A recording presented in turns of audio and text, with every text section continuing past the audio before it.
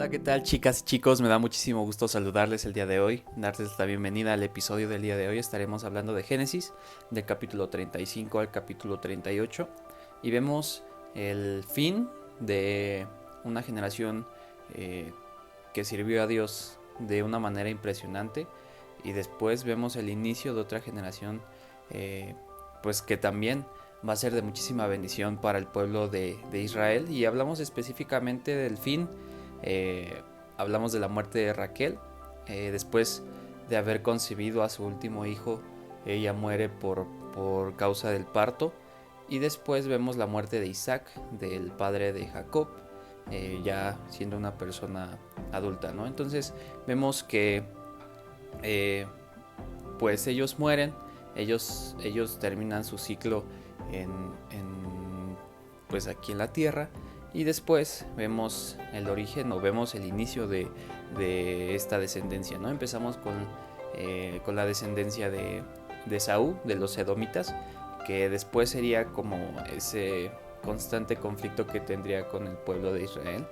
Pero bueno, a final de cuentas sigue siendo pues una descendencia que Dios prometió desde Abraham. Entonces nos enseña toda la descendencia que que Saúl tiene por medio de los edomitas, que se llaman así.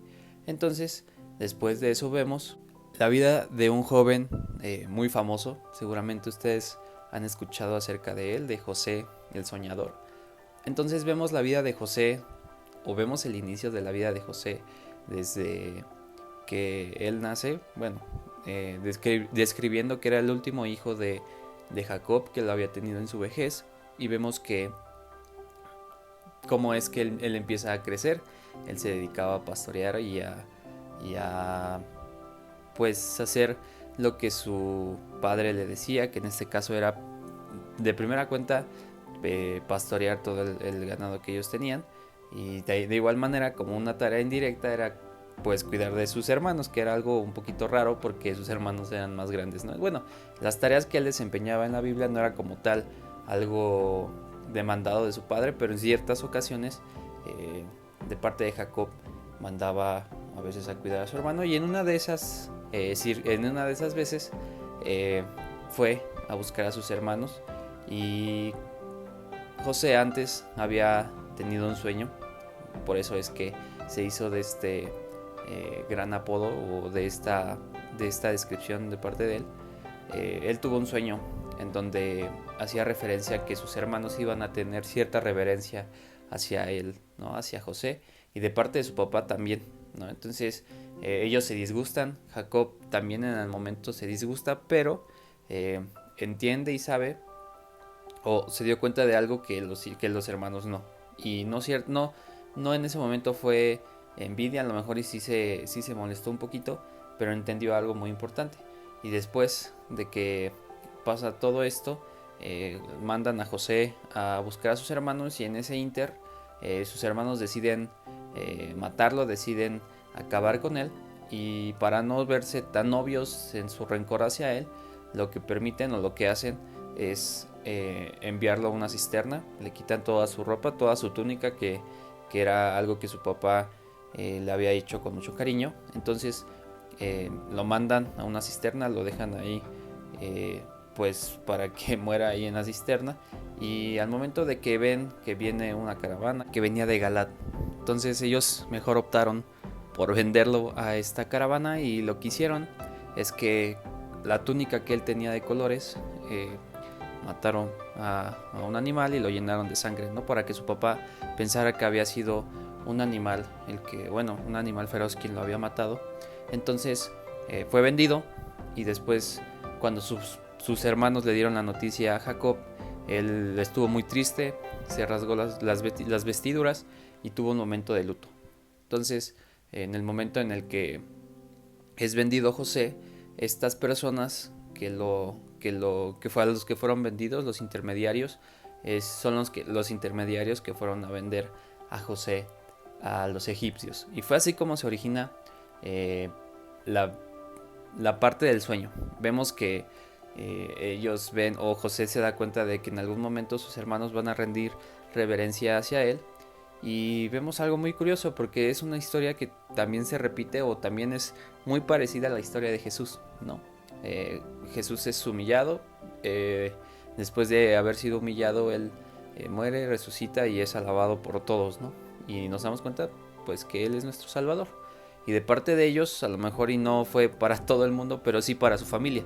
Después de que, bueno, eso lo vamos a ver capítulos después, pero se origina una historia muy padre en este pasaje. Entonces, primero vemos muchas cosas que debemos aprender acerca de la vida de José y de la vida de los demás, pero en especial de la vida de sus hermanos vemos un celo o vemos un enojo de parte de ellos al momento en el que se dan cuenta de que pues en algún momento ellos sienten celos porque saben que en algún momento puede llegar a pasar, ¿no? Entonces, si en algún momento nosotros nos hemos sentido así, tanto sea en el aspecto de la envidia, en el aspecto de los celos hacia una persona, hay veces en las que podemos llegar a sentirnos así. Entonces, José está hablando de sus hermanos, o el celo y el enojo que ellos tienen es de la misma familia. Entonces, al momento en el que nosotros pensamos en hacerle daño a alguien, estamos cruzando una barrera muy importante, ¿no? Entonces, evitar a toda costa el poder tener estos sentimientos hacia estas personas genera pues una paz en nosotros que viene de parte de Dios, y dejar que la voluntad de Dios siga obrando en la vida de esta persona. Al contrario, deberíamos de nosotros estar felices de que Dios está obrando en su vida, ¿no? Al igual que Él lo está haciendo, que Dios está haciendo eso con esa persona, lo estará haciendo con nosotros en su momento, o si es que lo está haciendo a la par y nosotros sentimos que su proceso es mejor, lo que fuera. Dios tiene el control de esas cosas y sabemos que Dios no desmerita a nadie, todos somos iguales para Dios. Entonces, de parte de sus hermanos, pues esa parte de los celos y del enojo, y de parte de José, vemos que pues de alguna manera él siempre obedeció a las ordenanzas de su papá, ¿no? Él estaba haciendo su proceso, él estaba haciendo pues acatando lo que su papá le estaba diciendo, ¿no? Y de alguna manera vemos que aún a pesar de que su papá estaba haciendo lo correcto o solamente eran indicaciones normales, eh, pues José tuvo esta batalla, tuvo eh, pues este proceso por el cual no es fácil pasar, pero esto originaría una gran bendición de parte de Dios hacia su vida, ¿no? Entonces hay momentos en los que nos podemos sentir como José, en los que podemos sentirnos encerrados, no necesariamente en una cisterna, pero sí podemos nosotros sentirnos en una prueba en la que nos sintamos así de apretados, ¿no? Pero puede ser el inicio o puede ser el proceso por el cual Dios nos está haciendo pasar para llegar al momento en el que Dios sea glorificado por medio de nuestras vidas, ¿no? Entonces, de alguna manera podemos disfrutar ese proceso estando en la palabra, estando en completa comunión con Dios, o a lo mejor y pues sí sufrirlo, pero no estar con Dios puede llegar a ser algo,